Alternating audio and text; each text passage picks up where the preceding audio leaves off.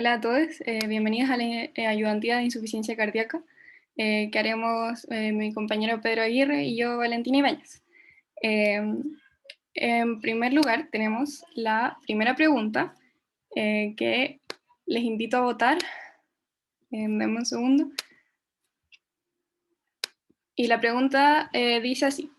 Un hombre de 59 años con diagnóstico de estenosis aórtica hace 5 años y diabetes mellitus hace 3 años, actualmente cursando insuficiencia cardíaca sintomática con disnea de esfuerzos moderados. En relación al caso, ¿es correcto que A. Solo tiene un aumento de poscarga con sobrecarga?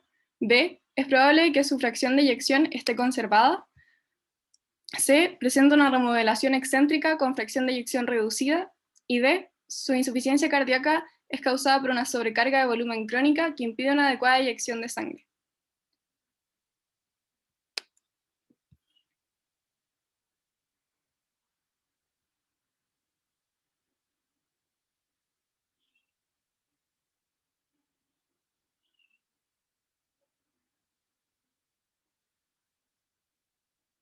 Ya han votado 4, así que vamos a esperar un ratito más.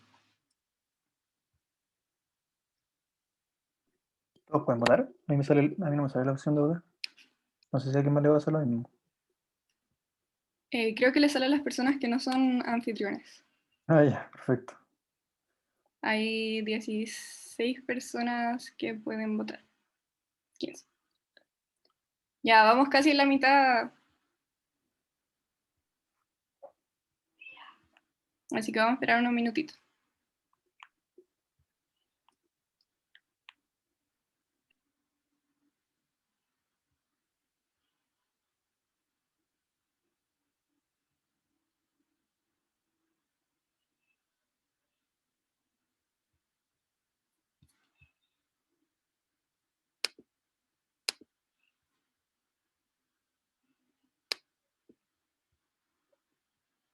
Ya, quedan 4 votos.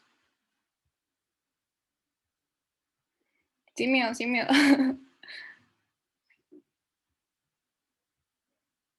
Ya, vamos a esperar 20 segundos más.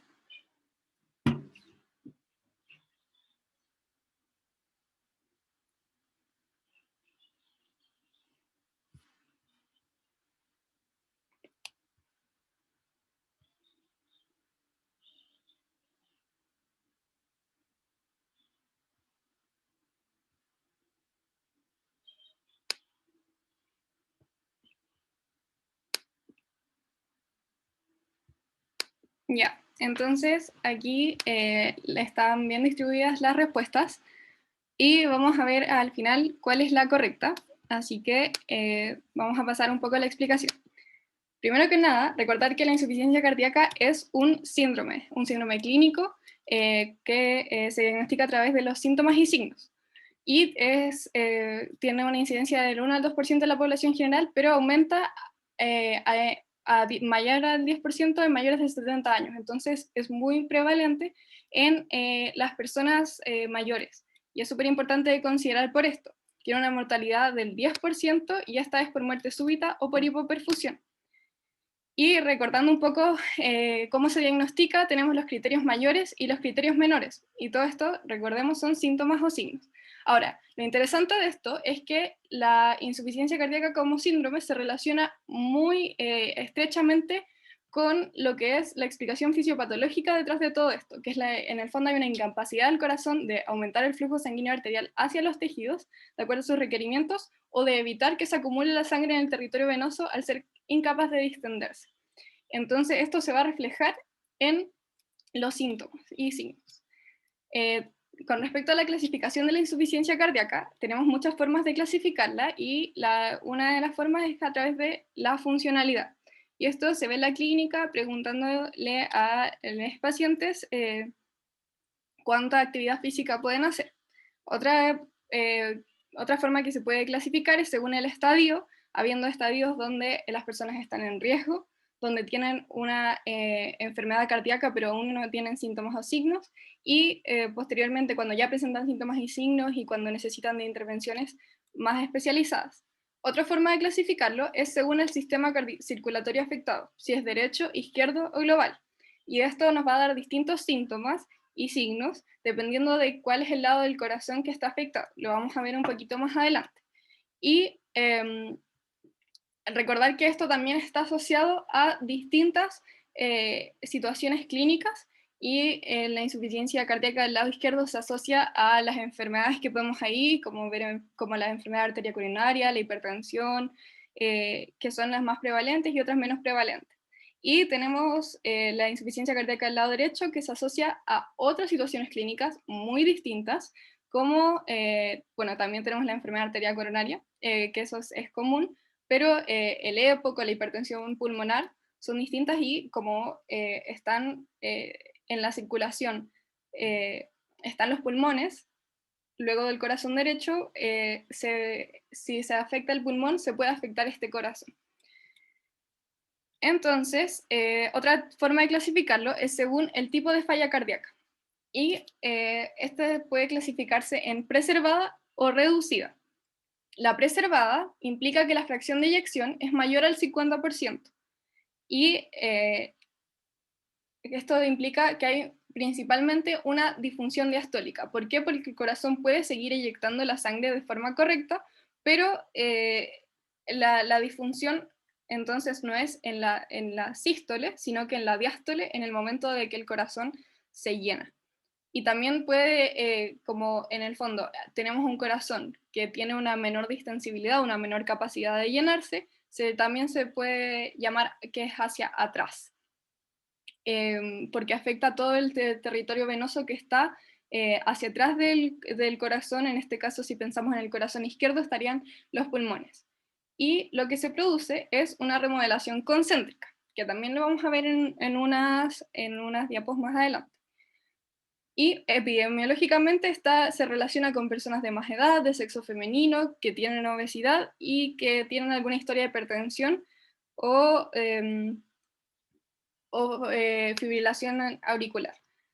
Ahora, la disfunción diastólica se puede asociar a algunas entidades clínicas como la diabetes mellitus, la hipertensión arterial y una enfermedad valvular que genere un aumento de la sobrecarga de presión. Entonces ya vemos que tenemos la hipertensión arterial y por ejemplo, una estenosis aórtica como una enfermedad valvular que genera sobrecarga de presión, que generan esta falla cardíaca con fracción de eyección preservada. Bueno, también vamos a ver más adelante por qué, pero en el fondo recordar que existe estas enfermedades que se asocian a una falla cardíaca preservada o una función de eyección preservada.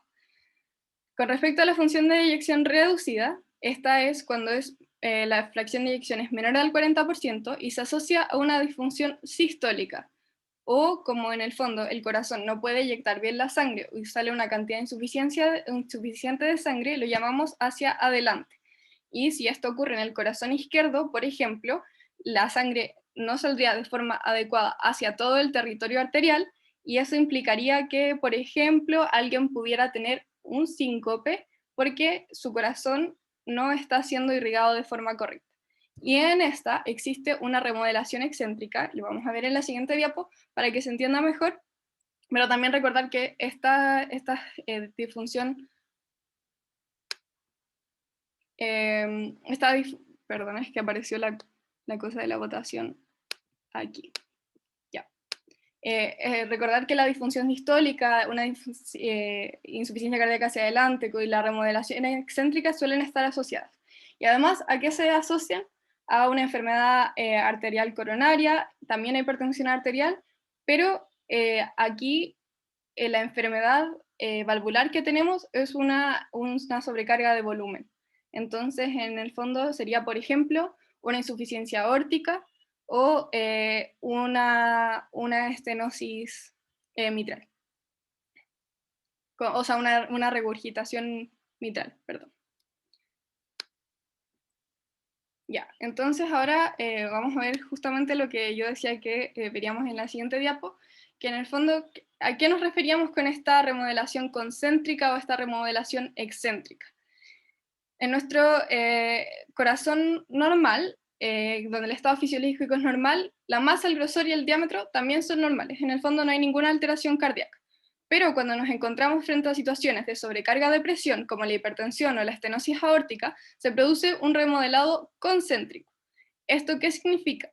Que en el fondo el corazón está luchando tanto por poder sacar la sangre, por superar esa sobrecarga de presión que existe, que comienza a hipertrofiarse, y esta hipertrofia implica que los sarcómeros se comienzan a organizar en paralelo. Entonces esta pared cada vez se va engrosando cada vez más y se produce una masa normal o aumentada. Entonces aquí en la imagen, no sé si ven mi puntero, o sea, mi flechita,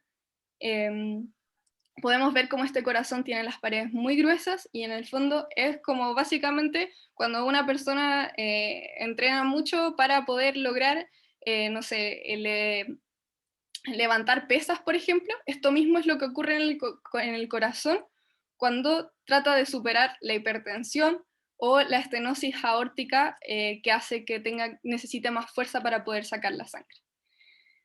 Ahora, ¿qué pasa con el remodelado excéntrico? Se produce no por una sobrecarga de presión, sino que por una sobrecarga de volumen. Cada vez le está llegando más sangre, o cada vez el corazón se está llenando con más sangre, como por ejemplo en una insuficiencia mitral o una regurgitación mitral, o en una cardiomiopatía dilatada, que es otra entidad, y en el fondo este corazón se va cada vez dilatando, dilatando, dilatando, y está aumentado en su masa, está aumentado el volumen de la cámara, como se ve en esta imagen. El espacio dentro del corazón es muy grande porque tiene que recibir una gran cantidad de sangre, se adelgaza la pared, y lo importante también es que los sarcómeros se organizan de forma longitudinal. Y también existe el combinado, que generalmente se produce por disfunción de los cardiomiocitos, como por ejemplo en el infarto, y se produce una dilatación en las áreas no funcionales, o sea, dejan de funcionar, se fibrosan, y por tanto se adelgazan, y para poder compensar esto, las otras áreas, las que son funcionales, se hipertrofian.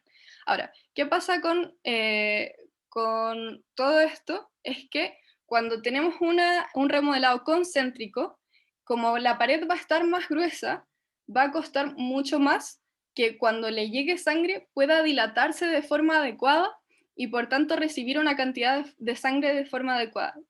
Y la disfunción va a ser diastólica.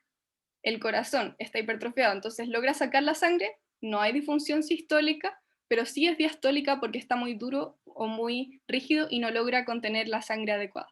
Cuando el remodelado es excéntrico, lo que va a pasar es que, como está tan dilatado y los sarcómeros están de forma longitudinal, el corazón tiene mayores problemas para sacar la sangre, y por tanto la disfunción va a ser sistólica. Y por eso se relaciona todo esto con lo que habíamos conversado antes de función de eyección preservada y función de eyección reducida. Entonces, esto es un poco un resumen de lo que veníamos conversando antes, y las causas de disfunción ventricular pueden ser una disfunción ventricular sistólica o diastólica, y la sistólica puede ser por una disminución de la contractilidad, y esto puede ser porque las células están dañadas por isquemia, por inflamación, por infección, por inmunidad, o incluso de causa genética, o por un daño secundario por una sobrecarga ventricular crónica de presión o de volumen. Vamos a entender por qué la sobrecarga de presión o volumen puede llevar ambas a la disminución de la contractilidad a lo largo del tiempo, a pesar de que habíamos mencionado que inicialmente esto se relacionaba con disfunción distólica o sistólica. La disfunción ventricular sistólica también puede ser por un aumento de la poscarga que sea muy brusco, por ejemplo, una disección aórtica, un trombo de la válvula aórtica, y esto va a hacer que en el fondo es tan brusco que el corazón no puede compensar este aumento de la poscarga tan abrupto, y eso genera este shock. Y esto puede ocurrir muchas veces cuando nos encontramos en contexto de shock. Tenemos también la disfunción ventricular diastólica, donde hay varias causas. Una es la disminución del lusitropismo, es decir, el corazón se relaja menos, y aquí es lo que habíamos hablado de la hipertrofia. Y también hay otras causas como que haya mucho tejido fibroso o infiltración por amiloides, fierro u otras células. Y se produce una relajación lenta e incompleta por las alteraciones que se producen en las células, en los cardiomiocitos. Ahora, algo que mencionar para relacionarlo un poco con la clínica es que cuando el corazón se relaja de forma inadecuada y está muy rígido, se produce un R3 o un R4, que son principalmente el R3, o sea, parte de los criterios diagnósticos de insuficiencia cardíaca. Otras causas de disfunción ventricular diastólica son lesiones del pericardio. Siempre recordar que un pericardio que esté taponado o con un derrame, o que esté enfermo y esté rígido, también va a producir una disfunción ventricular diastólica, porque el corazón no va a poder recibir la cantidad de sangre adecuada. Y tenemos otras lesiones extracardíacas como masas intratorácicas, una presión expiratoria positiva en ventilación mecánica, estenosis de la válvula mitral o taquicardia exagerada. Y recordar siempre que el lusitropismo, que es un concepto que se repite harto aquí, es la velocidad de relajación y de la distensibilidad del miocardio.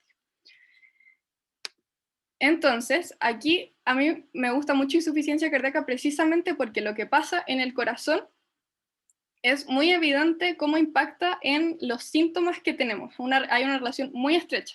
Entonces, si hay una falla en nuestro corazón derecho, que sea en el fondo, una incapacidad del corazón de expulsar la sangre, va a pasar que nuestros pulmones van a estar peor irrigados, va a haber un peor intercambio de oxígeno, y con eso puede producirse una disnea.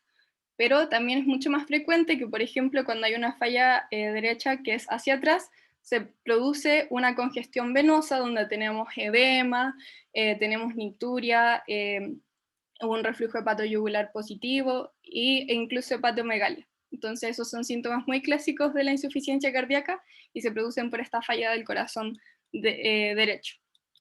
Y cuando nos falla el corazón izquierdo, tenemos que, si es que la falla es hacia adelante, en el fondo sabemos que tenemos toda la circulación arterial, entonces vamos a tener todos los síntomas de hipoperfusión, podemos tener un síncope, podemos tener incluso acropaquia. Y si es que es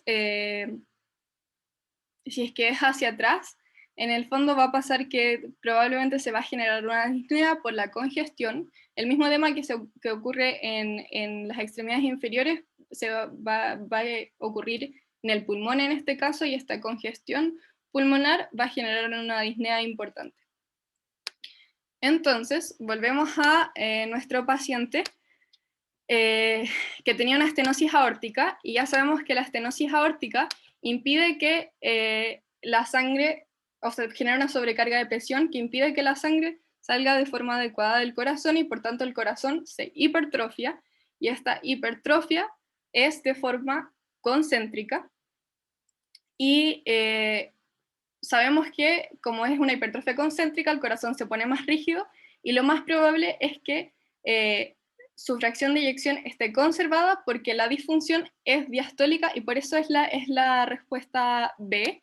Y algo importante a considerar es que la estenosis aórtica no tiene tanto tiempo de evolución desde el diagnóstico, y por tanto las alteraciones que hay son precoces. ¿Ya?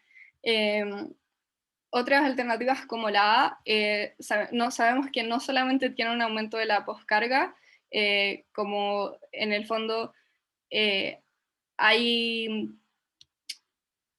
corazón está más rígido, se aumenta también la precarga, ¿ya? Esto lo vamos a ver en la siguiente parte, pero es súper importante recordar que si el corazón está más rígido, va a haber una mayor fuerza al haber una mayor tensión cuando se llene, y por tanto la precarga también está aumentada.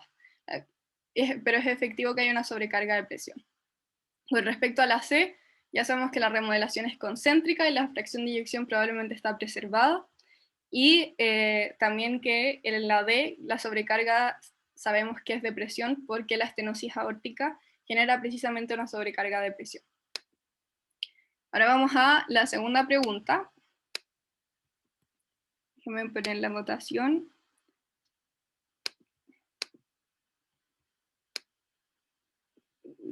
Ya.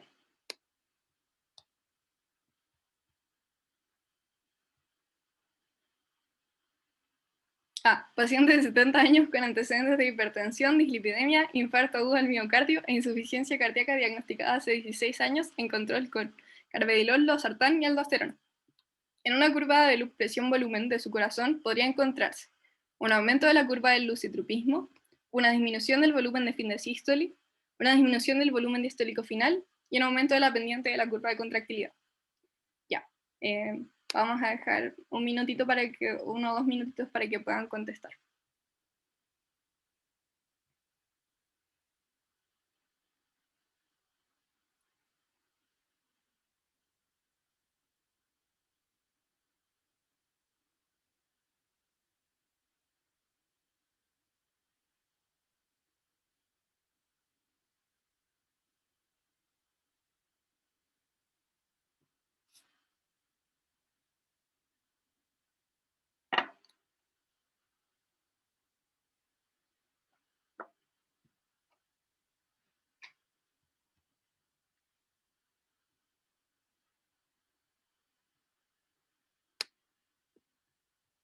Ya, van 5 personas, 6.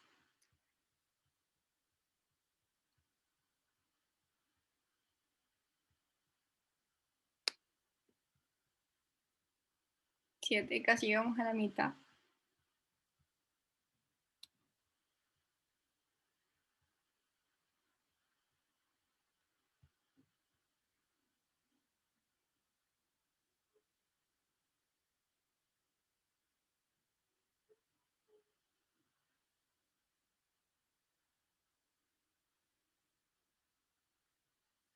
Ya, quedan poquitas personas, así que vamos a dejar 15 segundos más.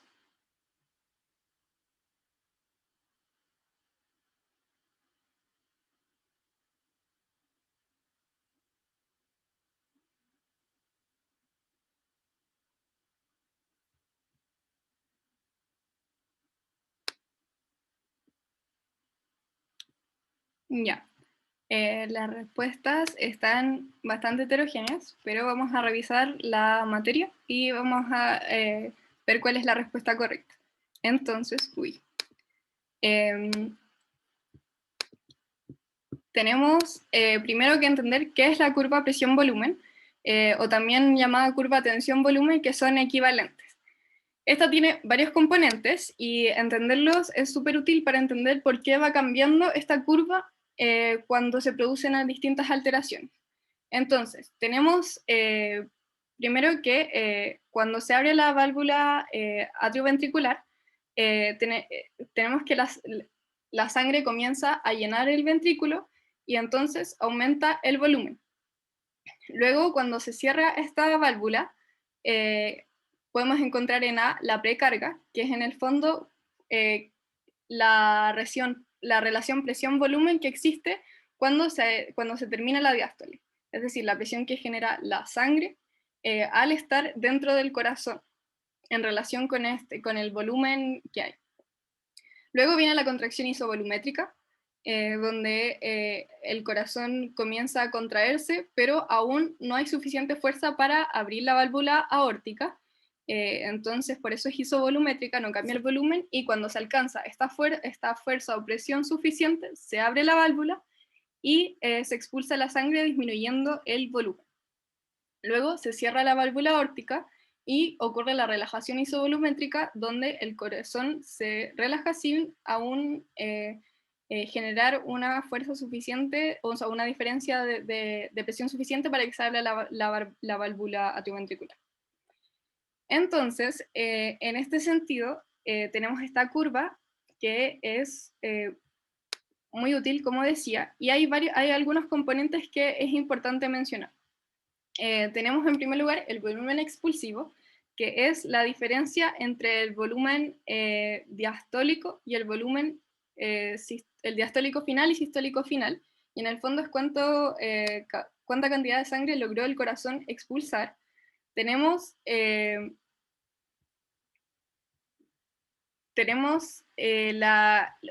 esta línea que va desde A hasta C, que es la elastancia arterial efectiva, que es la mejor forma de evaluar la poscarga. Tenemos esta curva que corresponde a la elastancia ventricular, pero que también, dependiendo de si nuestra relación es presión-volumen o tensión-volumen, también equivale a la contractilidad. Y que eso es como lo más fundamental que recuerden, porque esta línea nos va dando cómo es la contractilidad del corazón. Ahora hay algunos otros detalles que es importante recordar, como que la tensión durante la sístole corresponde a la poscarga. Entonces la tensión que existe en este momento corresponde a la poscarga y depende de la resistencia vascular periférica y la compliance aórtica. Tenemos el índice de contractilidad, que es la capacidad intrínseca del corazón de producir fuerza, y generalmente es precisamente esta línea que hablamos antes, y que tanto la concentración como la contracción como la relajación son procesos ATP dependientes. Es decir, no es que solo en la contracción se necesite ATP para generar fuerza, sino que la capacidad de relajarse del ventrículo también necesita ATP. Y en este sentido, como tenemos un uso de ATP, todo este proceso necesita oxígeno, y por tanto la tensión es el principal determinante del consumo de oxígeno. Y recordar que existe una fórmula para la tensión, que es la presión intracavitaria por el radio dividido en 2 por el grosor. Entonces, dependiendo de lo que vaya cambiando, va a ir aumentando o disminuyendo la tensión. Y esto va a ser súper importante para entender por qué cuando el corazón se remodela, puede seguir expulsando un volumen expulsivo adecuado por un cierto tiempo, incluso estando enfermo o alterado. Entonces, aquí vemos cómo en una curva presión-volumen va cambiando según cuál es la alteración que tengamos. Entonces, el normal se ve en negro, y esto está en la clase también, y si es que tenemos un aumento de la poscarga, vamos a tener que el volumen expulsivo va a ser menor, como se ve. Va a haber un aumento de la precarga. Recordemos que aquí se puede medir la precarga, y en el fondo hay un mayor volumen, o sea, una mayor presión a un mismo volumen, y este aumento de la precarga permite, de cierta forma, igual poder expulsar la sangre, pero a expensas de todo este proceso con un menor volumen expulsivo. Disculpe. Y si tenemos una capacidad de contraerse menor, como vemos aquí, ¿se acuerdan de la curva de la contractilidad? En el fondo tenemos aquí nuestra curva de la contractilidad, y si es que, o sea, nuestra línea de la contractilidad, y si es que disminuye el inotropismo, lo que va a pasar es que la pendiente de esta curva va a ser menor, y si aumenta el inotropismo, la pendiente de esta curva va a ser mayor. Entonces, recordar siempre que una menor contractilidad va a generar un menor volumen expulsivo, y una mayor contractilidad va a generar un mayor volumen expulsivo, y esto si es que hay cambios en el inotropismo. Esto va a ser importante recordarlo para lo que vamos a ver después. Y lo mismo con la precarga. Si hay una mayor precarga, o sea, una mayor poscarga, perdón, va a disminuir el volumen expulsivo, y si disminuye la poscarga, va a aumentar el volumen expulsivo. ¿Ya? Entonces todos estos cambios se van reflejando en esta curva presión-volumen. Y en ese sentido, es muy importante recordar que si es que nosotros aumentamos la precarga, y esto es la ley de Starling, si nosotros aumentamos la precarga, podemos aumentar la poscarga, pero hay un cierto límite, donde se alcanza un plató, y ya no se puede seguir aumentando la poscarga, porque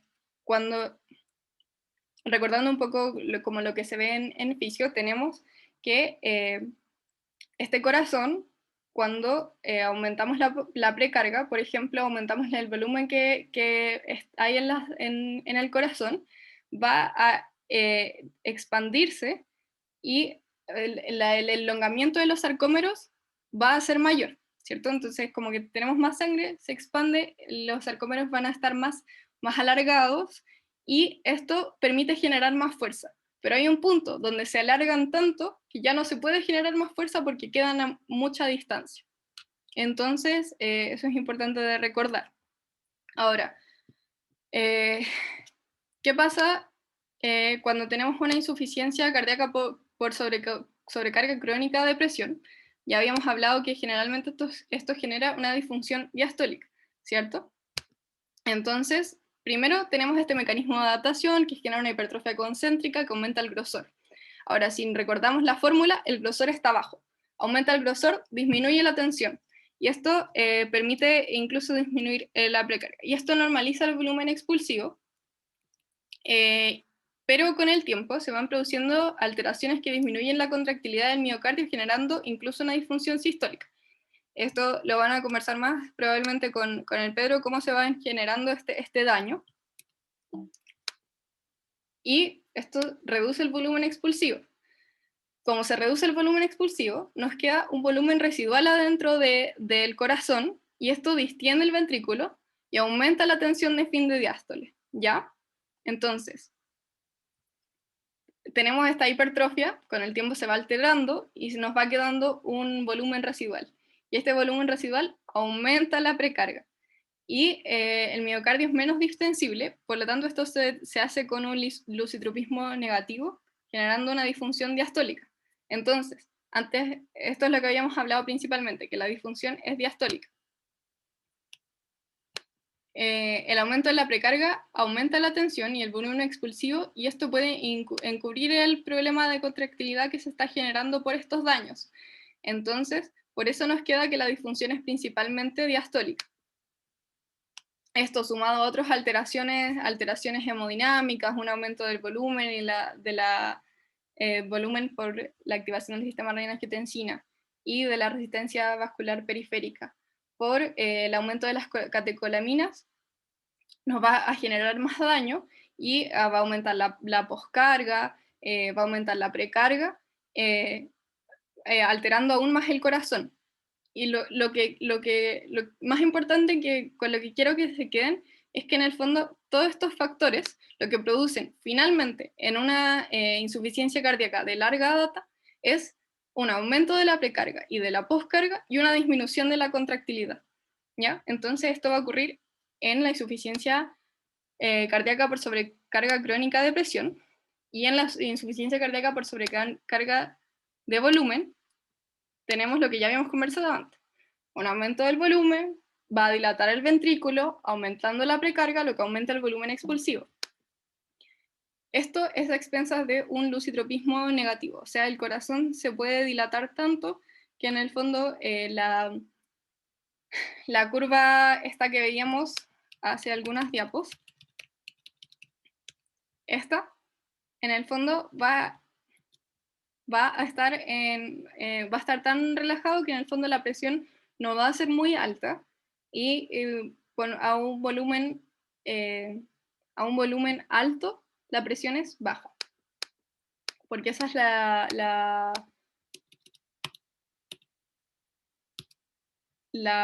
adaptación que genera el corazón. Y este aumento del volumen expulsivo aumenta la presión de la aorta, porque en el fondo tenemos más volumen, aumenta la presión en la aorta cuando sale la sangre, y esto aumenta la poscarga, ¿ya?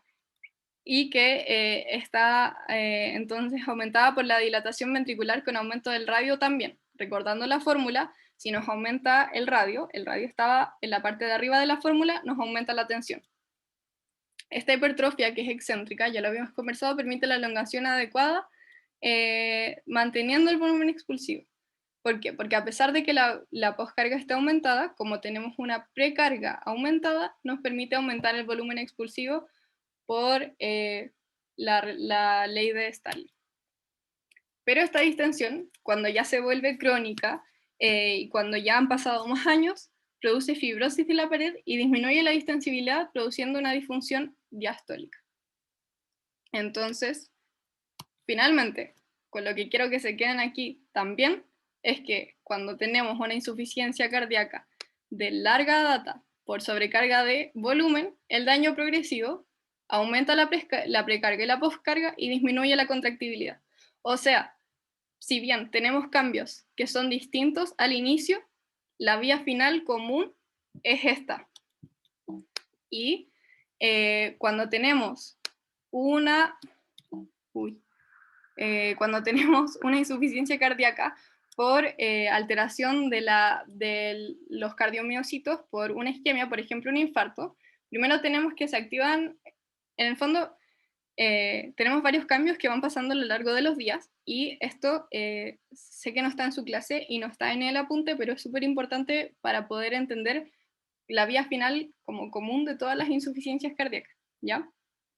En el fondo tenemos una activación de los receptores beta 1, y recordemos que cuando actúan las catecolaminas hay un aumento del inotropismo y de el lucitropismo, mejorando el volumen expulsivo, ¿ya? Entonces esto ocurre esto ocurre principalmente en el miocardio indemne, entonces el volumen expulsivo se mejora por el aumento de las catecolaminas.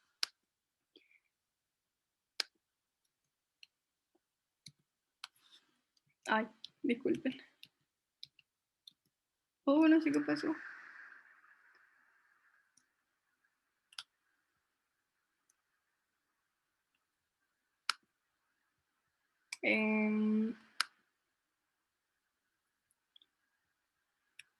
Ya, creo que se falló la animación. Pero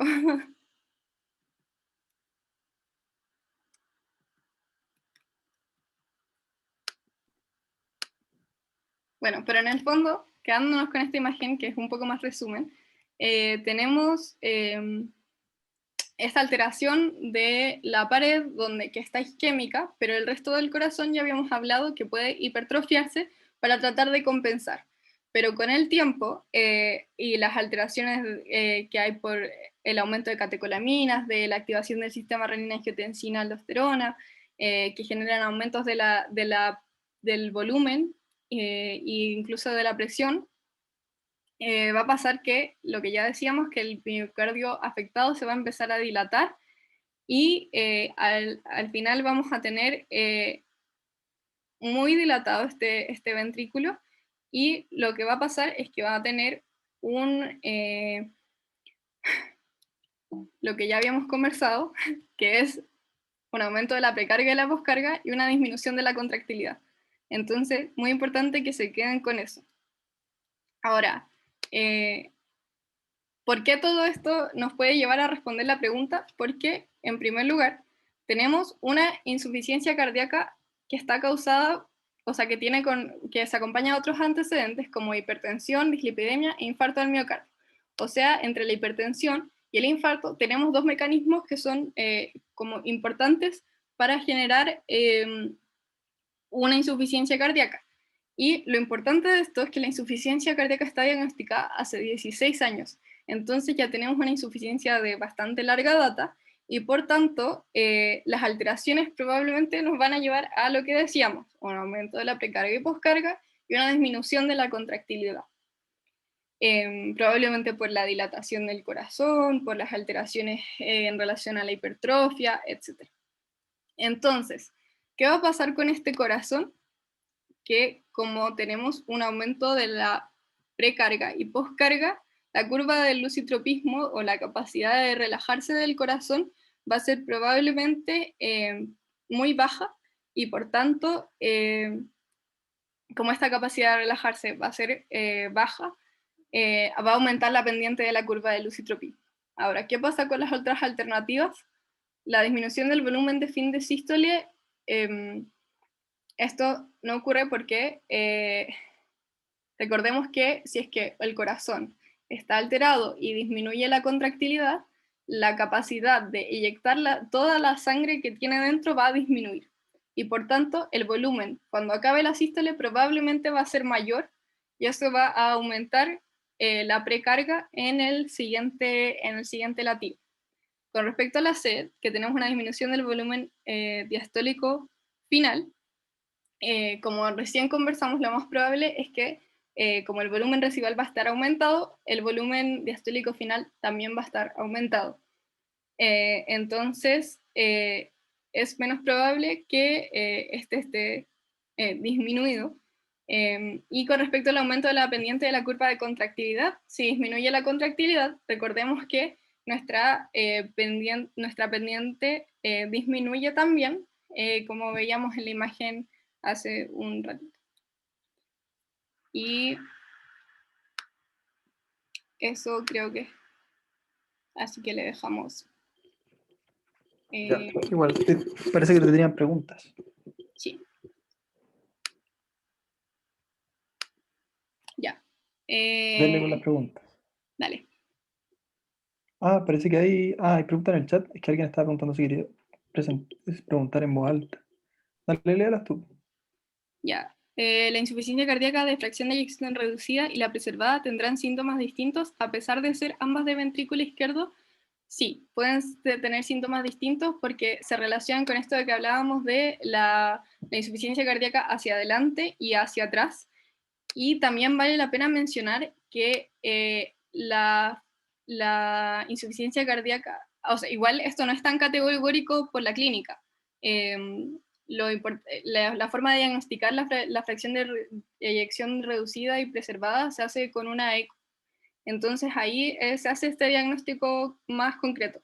Pero que también es importante mencionar es que la defracción reducida está muy estudiada y de hecho eso permite que tengamos fármacos que pueden intervenir, o mejorar el pronóstico, versus la preservada que no está tan estudiada y por tanto no se han descubierto fármacos que permitan actuar en esta insuficiencia cardíaca. Y la siguiente pregunta es que en el gráfico de la curva presión-volumen, ¿cuál es la curva del lusitropismo? Ya, voy a compartir pantalla de nuevo para poder mostrar.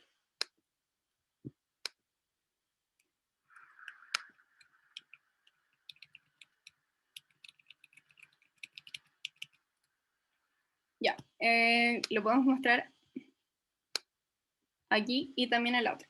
Ya, lo que pasa aquí es que si vemos que tenemos acá la presión, acá el volumen, cuando va aumentando el volumen, también va aumentando la presión, ¿cierto? Entonces, esta es nuestra curva del lusitropismo, porque en el fondo es la capacidad de este ventrículo de relajarse o de estar relajado lo suficiente para que pueda contener sangre y pueda ir expandiéndose a medida que tiene mayor cantidad de sangre. Pero cuando las paredes se van alterando, esta curva también se altera. Entonces, esta curva, en vez de estar así en este sentido, va a pasar que probablemente va a estar así. Es decir, a una mayor presión, a un mismo volumen, vamos a tener una mayor presión. Y eso es cuando, en el fondo, hay un aumento en la curva del lusitropismo. Vale, yo tenía una pregunta que voy a intentar explicarla de la mejor manera, pero no sé que también me salga. Cuando había una estenosis aórtica, iba a aumentar la poscarga, ¿cierto? Y entonces iba como a costar más expulsar la sangre y en la siguiente como latido nos íbamos a quedar con más sangre en el ventrículo, entonces igual se iba a poder compensar y después a la larga se iba a producir una remodelación concéntrica, ¿verdad? Y después, como si es que ya no sigue siendo suficiente, disminuía la contractibilidad, como y todo lo otro, iba a empezar a quedar como más y más sangre en el ventrículo y iba como a disminuir la distensibilidad también. ¿Es como posible pasar de una remodelación concéntrica a una excéntrica, como dependiendo como de qué tan avanzada está, o como que una vez que ya es concéntrica, se queda como concéntrica? Que en el fondo la remodelación ocurre como una respuesta al estímulo que tenemos. pero a la larga este corazón se va alterando de la misma forma en ambas etiologías o como causas. Entonces, no es que como se pueda pasar de una a otra, sino que esta vía final es común para ambas. Entonces, claro, en ese sentido, como tienes razón, pero en el fondo es porque se vuelven una finalmente. Ujú.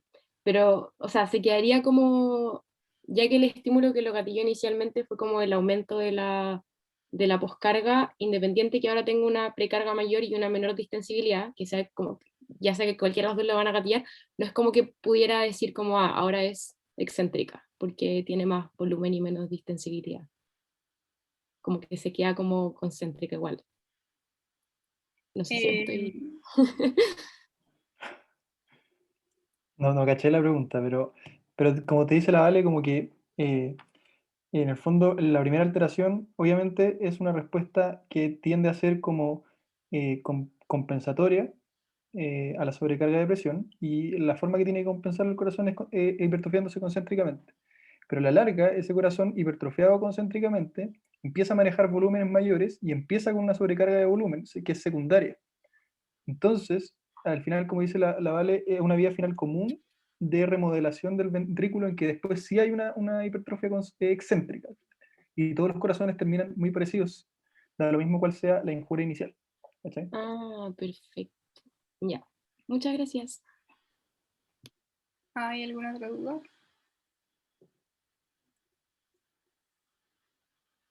Yo, sí, es que en la pregunta que vimos recién no me queda claro todavía por qué no disminuye, o sea, por qué no disminuye el volumen de fin de sístole.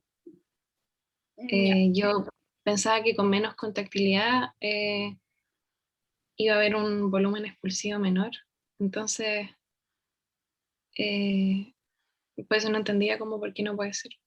Sí, bien, estás en lo correcto con que efectivamente el volumen expulsivo es menor, pero el volumen de fin de sístole se refiere al volumen residual que queda en el corazón luego de Ah, haber expulsado. Sí, ya, que lo leí mal. Ya, ahora sí, gracias.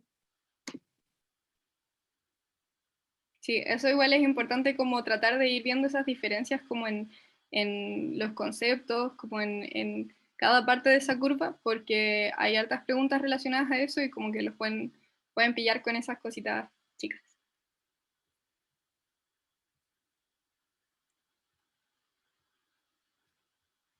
Ya.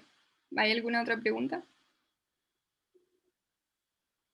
Si no, continuamos. Y si, bueno, si les queda una duda, después pueden preguntar al final igual. Sí, la pueden hacer ¿Sí? en el chat en cualquier momento. Si Ya es voy a que, compartir para que si es pantalla que. del... Ujú. Ya, entonces ahora vamos a ver un poco los cambios neuromorales, o sea, que tienen que ver con cambios del sistema nervioso, principalmente cambios del sistema nervioso autónomo, eh, hormonales y celulares que ocurren en la insuficiencia cardíaca y que terminan por generar este círculo vicioso que se va a formar entre la injuria inicial que ocurre en un corazón que está sometido o a sobrecarga de volumen, o a sobrecarga de presión, o a una alteración primaria de los miocardiocitos, pero que finalmente va a terminar produciendo que todos los corazones con insuficiencia cardíaca generan su propia enfermedad, ¿ya? Que es, en el fondo, ir malogrando su contractibilidad a medida que transcurre la injuria, ir desencadenando por sí mismos los fenómenos que van produciendo la remodelación cardíaca y la fibrosis miocárdica, ¿ya? Entonces, dentro de los cambios neuromorales y celulares más importantes que hay en la insuficiencia cardíaca, están los que se enumeran en la diapositiva, ¿ya? La alteración del tono simpático, la alteración del sistema renina, angiotensina y aldosterona, otros que agrupé en esta entrada de texto, que son el aumento de la hormona antidiurética, el aumento de los péptidos natriuréticos, el aumento de la endotelina y las citoquinas, que tiene que ver con un estado proinflamatorio activo en la insuficiencia cardíaca y en las patologías concomitantes de la insuficiencia cardíaca, la remodelación y la fibrosis ventricular, la disfunción energética intracelular, el desacople excitación-contracción, que lo deben haber visto en la clase también, y la alteración de la homeostasis del calcio intracelular, que también se hace un énfasis en la clase. No vamos a revisar todos en detalle por temas de tiempo, pero vamos a tratar de un poco ir uniendo, porque cuando uno en el fondo estudia por separado todas estas cosas, uno no le encuentra un poco un hilo conductor como las ideas que se presentan por separado. Entonces vamos a tratar de ir conectando como en cada diapositiva que tengamos, cómo se interconectan estos cambios neuromorales, y vamos a ver cómo los cambios neuromorales como que terminan afectando la biología celular del miocardiocito y viceversa, ¿ya? Entonces, si bien esta diapositiva estaba en su clase, y si bien es cierto, nosotros hablamos de una compensación en el fondo del gasto cardíaco, o una fracción de eyección, ¿cierto? Hablamos de una insuficiencia cardíaca con fracción de eyección preservada o reducida, ¿cierto? Pero la fracción de eyección no te dice nada sobre el gasto cardíaco en sí, ¿ya? Solo es una relación entre el volumen diastólico final y el volumen sistólico final. Pero la insuficiencia cardíaca como concepto general es una disfunción de la función de bomba del corazón, y por ende existe el fenómeno común, que es la reducción crónica del gasto cardíaco, que eso es lo que va a tratar de compensar en el fondo el sistema vascular, para que no se generen alteraciones secundarias a la reducción del gasto cardíaco, ¿cierto? La función principal del corazón y del sistema cardiovascular es mantener el gasto cardíaco. Y a partir de esto, la reducción crónica del gasto cardíaco va a generar fenómenos que son sensados por los sistemas de mantención del volumen extracelular, ¿cierto? De los cuales todos ustedes los conocen, que son el sistema renina-angiotensina y aldosterona, el sistema nervioso simpático y la hormona antidiurética, que sabemos que tiene una estimulación de su secreción que no es dependiente de la concentración de sodio de la sangre, sino que también tiene una secreción dependiente del volumen extracelular. Ay, ¿por qué se me cambia solo? Ya. Pero, bueno, y como les decía, la reducción del gasto cardíaco es una de las señales principales de por qué se producen los cambios hormonales y celulares inicialmente en la enfermedad de insuficiencia cardíaca. Pero aparte, tenemos los estímulos mecánicos, ¿ya? Que en el fondo este es un símbolo, o sea, perdón, este era una pedazo de diapositiva que muestra en el fondo cómo interaccionan las proteínas del intracelular a través de las líneas Z con la matriz extracelular, y que las sobrecargas de presión o volumen que van a generar cambios en la tensión parietal del miocardio van a generar una mecanotransducción hacia el interior de la célula del miocardiocito, van a modificar la expresión génica de esa célula. Por ende, tenemos dos estímulos iniciales de los cambios de expresión génica y los cambios en la liberación de hormonas, que son, por un lado, la reducción del gasto cardíaco y, por otro lado, la tensión sobre las paredes del miocardio. ¿Ya?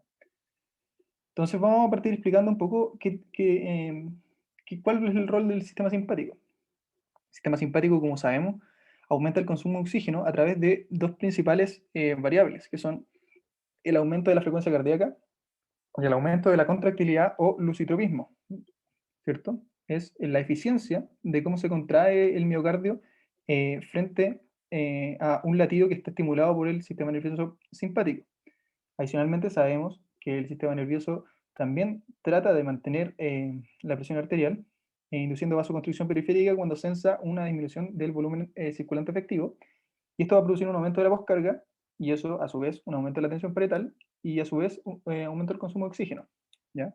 Para hacer el link con otras cosas que vamos a ver, sabemos que el aumento del consumo de oxígeno va a ser un importante determinante del manejo del ATP que exista dentro del miocardiocito, que va a estar afectado en lo que conocemos como disfunción energética del miocardiocito en la insuficiencia cardíaca, ¿ya? También va a haber una constante comunicación del sistema simpático y su tono adrenérgico, ¿cierto?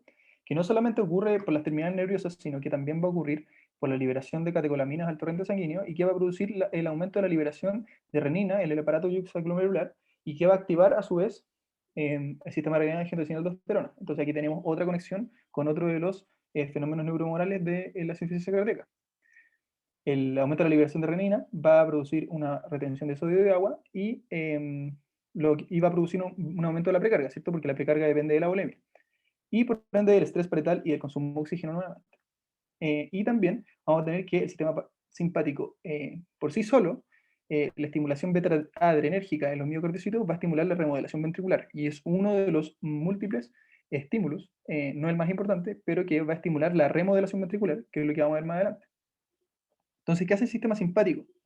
Como sabemos ya, el sistema simpático lo que hace es, en esta respuesta de fight or flight, estimular que se genere una contracción más eficiente del miocardio, lo que conocemos como el inotropismo positivo, ¿cierto? Este inotropismo positivo lo hace aumentando los cambios bruscos de calcio intracelular que se generan durante cada contracción, durante cada latido cardíaco, ¿cierto? Y también, en el fondo, va a aumentar la frecuencia cardíaca, como ya habíamos hablado. Pero lo que nos importa a nosotros ahora en este momento es la fosforilación de las proteínas clave que generan este inotropismo positivo, ¿ya? ¿Y qué es lo que hace el sistema simpático, perdón? Es que mejora en el fondo el acoplamiento, excitación, contracción, fosforilando los canales de calcio, por donde los que entra el calcio a la célula, fosforilando el canal de renodina, que es el que libera, el que media la liberación de calcio inducida por calcio desde el retículo sarcoplásmico, y además fosforila fosfolambano, que es un regulador de la bomba de sodio, perdón, la bomba de potasio del sarcolema. De la membrana del retículo. Entonces, esto va a generar dos cosas. Uno, que los cambios intracelulares de calcio sean más bruscos y por ende va a generar una eficiente contracción del miocardio, y por otro, va a generar un lisitropismo efectivo porque va a aumentar la velocidad con que se retira el calcio del intracelular y de esa manera va a generar una relajación más rápida del miocardio, generando en el fondo un ciclo cardíaco mucho más eficiente y poderoso. Sin embargo, sabemos que la mantención crónica del tono hiperadrenérgico va a generar un desacoplamiento del sistema de señalización intracelular de los receptores beta-adrenérgicos. Y de esa manera va a fallar la coordinación que existe entre este sistema acoplamiento, excitación, contracción, porque los receptores se van a internalizar, se van a desacoplar de sus mensajeros intracelulares y van a ser finalmente digeridos intracelularmente por una cascada de señalización, generando que haya menor respuesta o una respuesta aberrante al sistema simpático a largo plazo. ¿Y cuáles son las consecuencias de esto? Bueno, vamos a ver que primero que todo existe un leak, porque está un leak por disfunción de la proteína del receptor de renodina, que va a hacer que se libere calcio, o sea, como que el leak sea que como que difunda en el fondo calcio desde el retículo sarcoplásmico, que es donde está concentrado el calcio intracelular, hacia el citoplasma, aumentando los niveles de calcio basales del citosol, ¿cierto?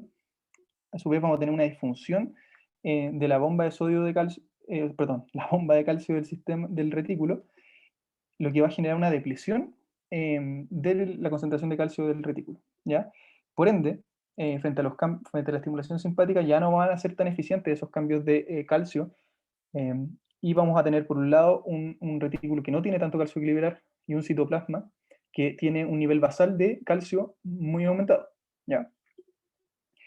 Esto nos va a traer consecuencias que es, uno, que la compensación mediante el aumento del tono simpático de la fracción de eyección ya no puede ser tan eficiente cuando ha pasado un tiempo desde la enfermedad. Es decir, el miocardio se hace tolerante a los efectos compensantes del sistema simpático.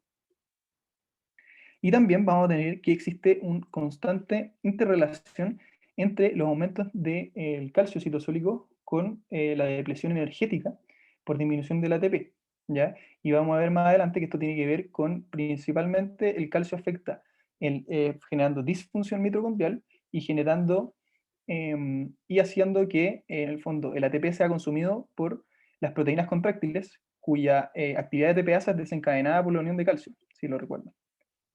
Y también vamos a tener que, ante el aumento de calcio en el citosol, vamos a tener una mayor actividad de este intercambiador de sodio-calcio. El intercambiador de sodio-calcio es una proteína muy importante porque del exceso de calcio que no se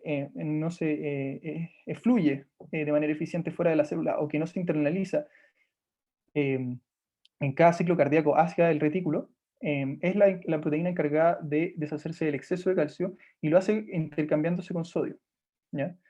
Este intercambio que tiene con sodio que son 3 sodios por 1 calcio, entonces va a ser una corriente despolarizante y va a predisponer a la generación de arritmias en el miocardio.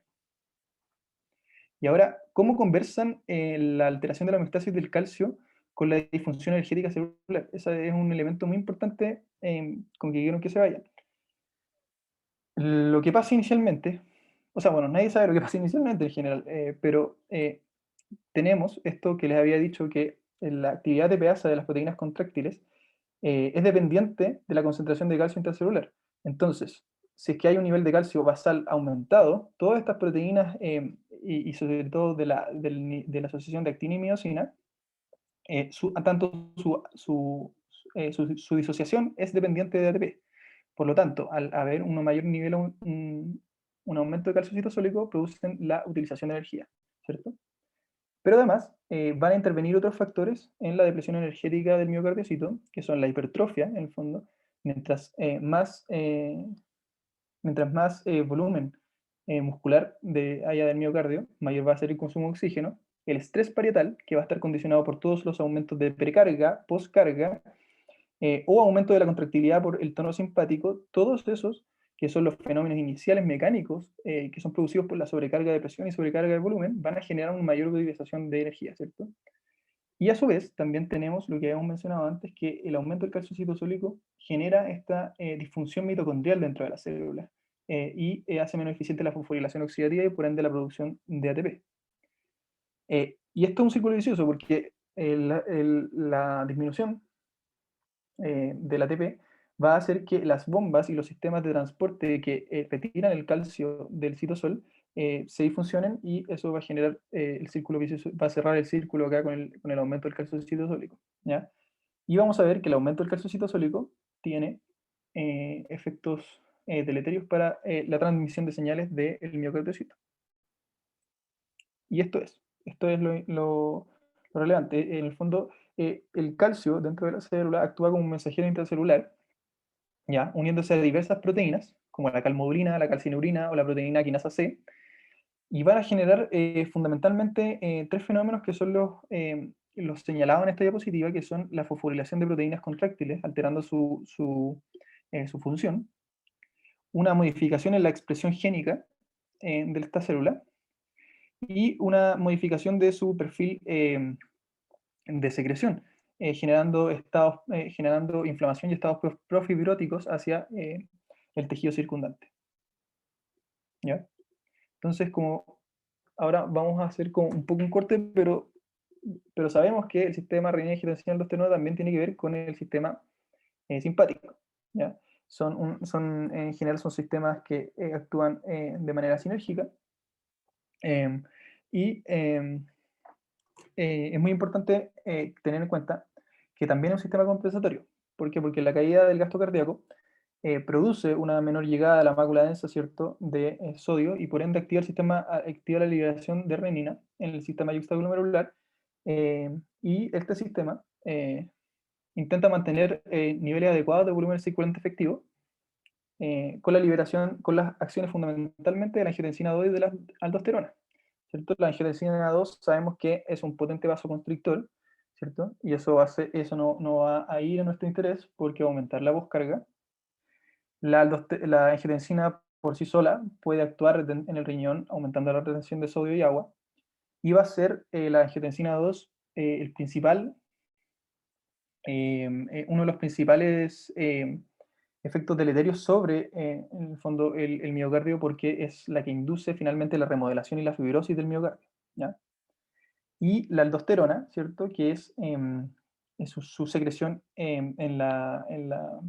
su secreción es estimulada por la angiotensina 2, también induce remodelación y va a ser la principal responsable de la retención de agua y sodio y la generación de edema, ¿cierto? Con el consecuente aumento o intento de mantener el volumen circulante efectivo con el aumento de la precarga.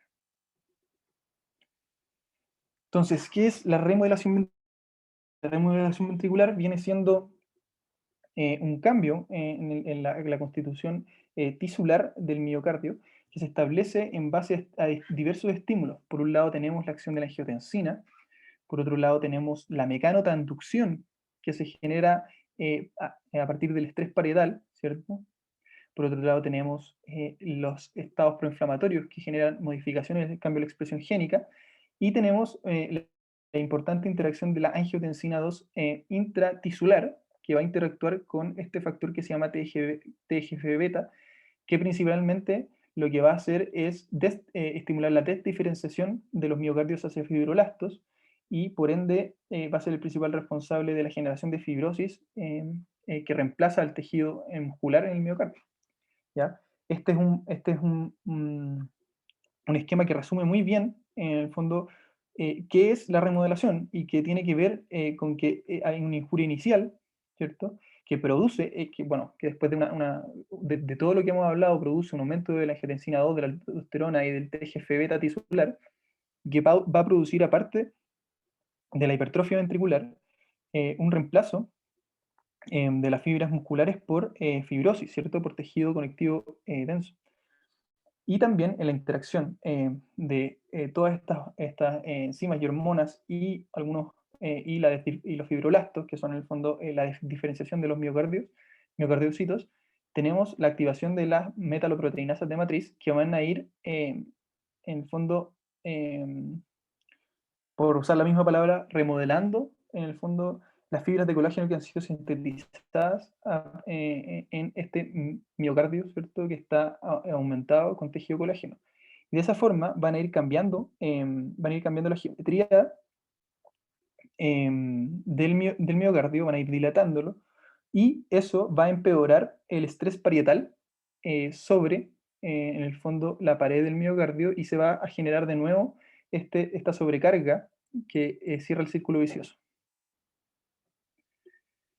Y entonces, ¿cómo se genera la fibrosis? Existe una injuria inicial, ¿cierto?, en el tejido.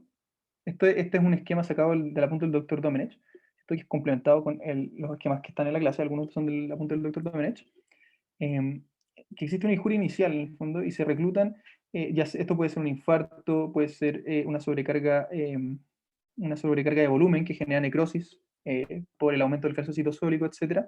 Pero va a generar inevitablemente un reclutamiento de células inflamatorias que van a hacer que los macrófagos, en el fondo de este tejido cicatrizal, empiecen a cambiar en el fondo su perfil de secreción endocrina, y generen en el tejido un aumento de la angiotensina 2 y del TGF-beta 1, ¿ya?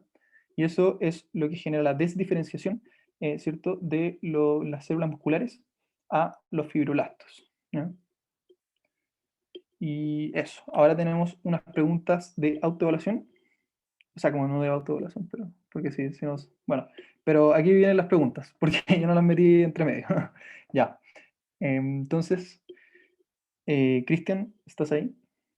Muy bien, ya. Entonces, espérate, ¿cómo cambio esto? Quiero leerla.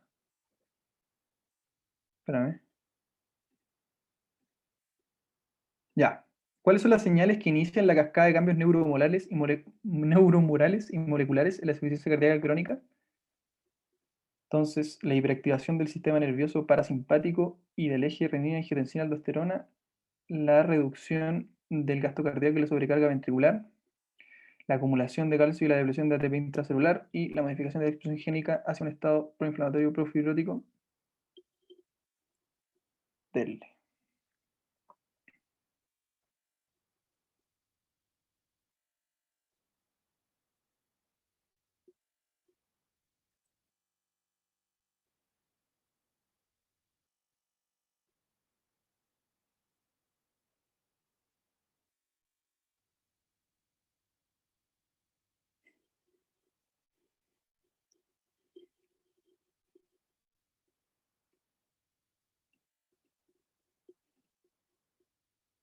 Ya, 10 respondieron la B. Muy bien, ya, ¿cierto? Como vimos en la primera diapositiva, son los principales. ¿Por qué? Porque la reducción del gasto cardíaco va a ser sensada en los receptores centrales o periféricos, va a activar el eje renina-angiotensina-aldosterona, va a activar las señales en el fondo simpáticas, y también la sobrecarga va a generar en el fondo esta mecanotransducción por el aumento de la tensión del miocardio. Así que démosle. ¿Cómo? Ahí está. Ya, ¿cuál de los siguientes elementos no es una consecuencia directa del aumento del calcio citosólico en los miocardiocitos? ¿Cuál de estos no es?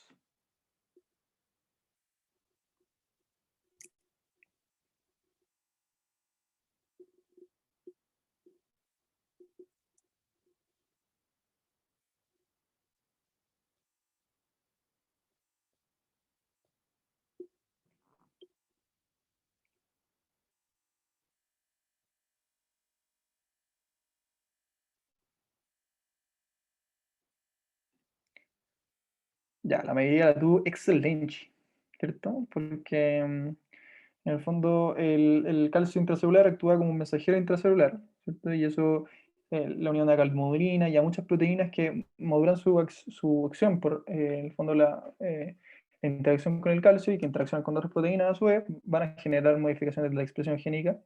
eh, también los cambios en la fosforilación de proteínas contráctiles a través de quinasa dependiente de calmodulina o quinasa dependiente o la PKC.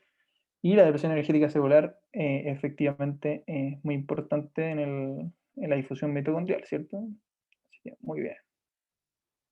A todo esto, no tocamos ese tema, pero la liberación de péptidos natriuréticos es un elemento importante de la respuesta neuroendocrina y se desencadena principalmente por la distensión auricular, ¿cierto? Distensión del músculo cardíaco auricular y viene siendo como el héroe si es que fuera la angiotensina el villano. Vaya. Em, ¿Cuál de las siguientes afirmaciones es correcta con respecto a los cambios neuromorales que ocurren en la insuficiencia cardíaca? Ya estamos a dar un poco más de tiempo para responder. La formación del edema es principalmente por la activación de la hormona antidiurética, la hiperactividad simpática y la hiperactivación del sistema renina-angiotensina aldosterona producen efectos antagónicos sobre el manejo del sodio. La mantención de un alto tono simpático permite compensar el gasto inicialmente, pero no a largo plazo. O la neprilicina es un blanco terapéutico, ya que es una hormona que aumenta directamente la absorción de sodio.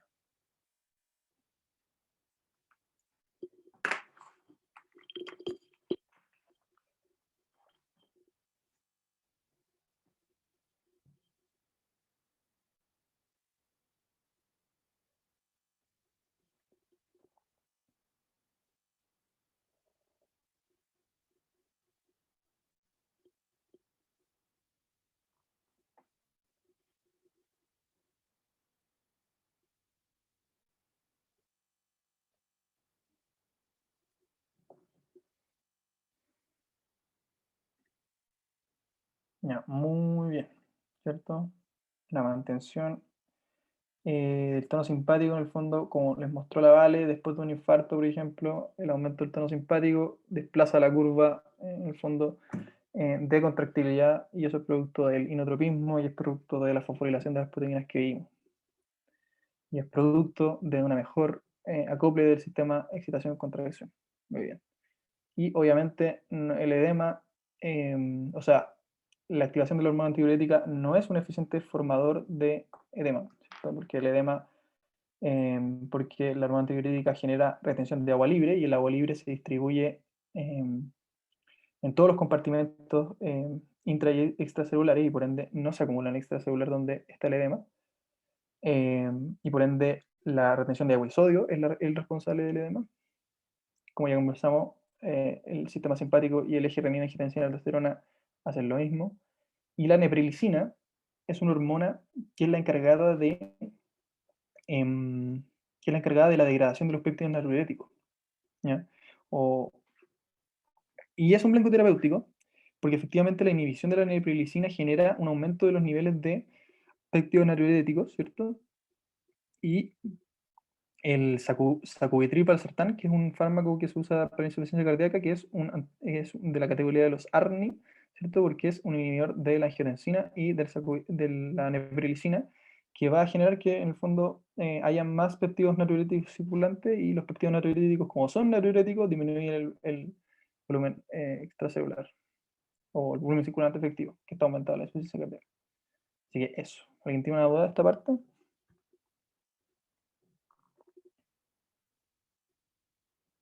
No tengo más.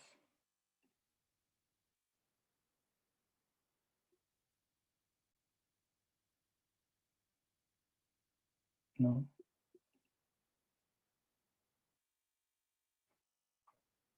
Ahí tengo una duda para la Vale.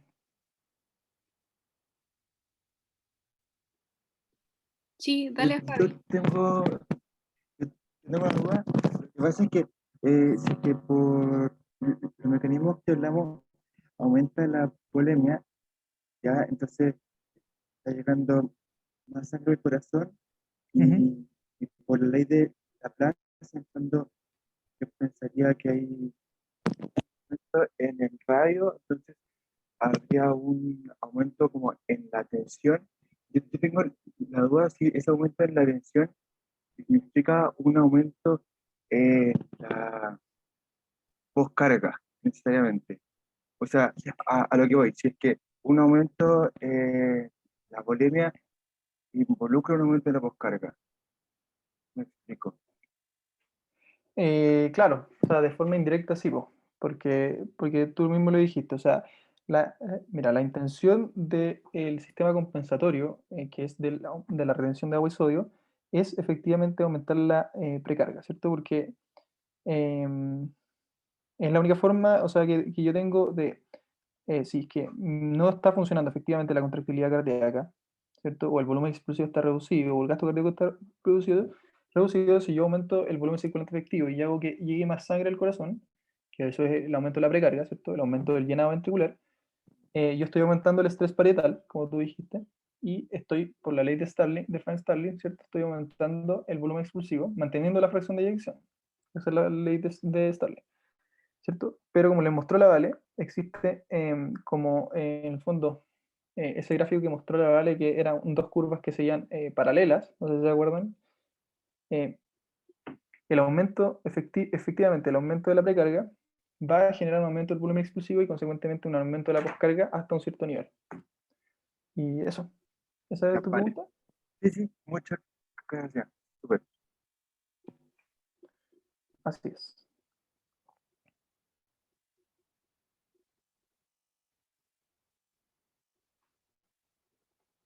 Ya, hay otra pregunta. ¿En el chat? Sí. A ver. Dice, en la última parte, ¿cómo se formaría el edema si el agua se distribuye uniformemente? Es que no se forma, eso es lo que estaba diciendo. Cuando, Sí, pero ¿cómo se formaría? ¿cómo se formaría? Lo que pasa es que, claro, mira, cuando ustedes estén o sea, el segundo semestre van a ver cómo se manejan los fluidos dentro de los sistemas extracelular y intracelular, pero acuérdense que para que se forme edema, ¿ya? El edema es, en el fondo, es líquido intersticial, ¿cierto? ¿Ya? Y el líquido intersticial forma parte del líquido extracelular, ¿cierto? Porque el líquido extracelular es el líquido intersticial eh, en 2/3 y un líquido intravascular, ¿ya? Entonces, para que yo haga que se quede gran parte del líquido en el espacio intersticial, necesito que se quede en el extravascular, o sea, perdón, en el extracelular, ¿cierto? Para eso necesito retener agua y sodio, ¿ya? Porque, ¿Por qué? Porque si yo retengo agua y sodio en la misma proporción de tonicidad que el suero fisiológico, o sea, claro, el suero fisiológico, que en el fondo es la concentración de sodio, tanto en el extra como en el intra, yo no voy a tener una fuerza que desplace en el fondo agua o arrastre agua hacia el intracelular. No sé si me explico. Cuando yo retengo, es lo mismo que darle la diferencia de darle agua libre a un paciente o darle suero fisiológico, ¿ya? Si yo le doy suero fisiológico, que es, eh, que es agua con sodio al 0,9%, ese líquido se queda en el extracelular, no ingresa al intracelular. En cambio, si yo retengo agua solamente, esa agua diluye el extracelular y por fuerza osmótica entra a la célula. Entonces, para que yo haga el líquido se quede en extracelular, necesito retener agua y sodio, que eso es lo que hace la aldosterona. Y como se queda en extracelular, parte se distribuye en el intravascular y parte se distribuye en el intersticial. ¿Sí? Y más en el intersticial que en el extravascular. Por eso es un sistema bien penca para aumentar el vector. ¿Sí? Lo que hace es que se acumula, en el fondo, la mayor cantidad de líquido retenido se acumula en el intersticial y no en el intravascular. Dale, muchas gracias.